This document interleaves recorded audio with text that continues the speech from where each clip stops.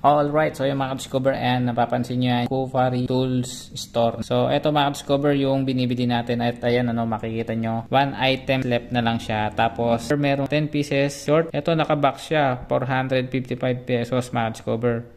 Kapag ka wala siyang box, 275 lang. Kaso hindi siya available. Tapos yung high na pangtanggal, yung medyo mataas siya, hindi rin siya available. Tapos 421 naman yun. So wala tayong choice kundi itong 455 lang. I-buy na natin. Nagkaroon lang tayo ng free shipping 38 pesos. Kaya naging 455. Alright, so ngayon mga ka-discover, i-order na natin to. Para maagang dumating, ano? Alright, ayan.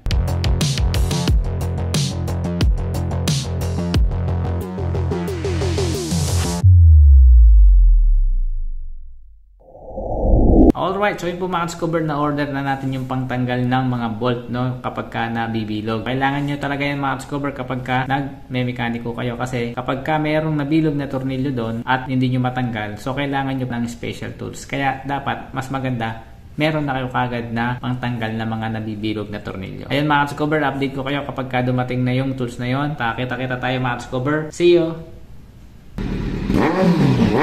Pili natin 455. You know, sada. Eto, na-receive ko na yung pangtanggal ng mga tornilyo, no, kapag ka nabilog. Kufari Tool Store. 10 pieces damage ball nut extractor remover.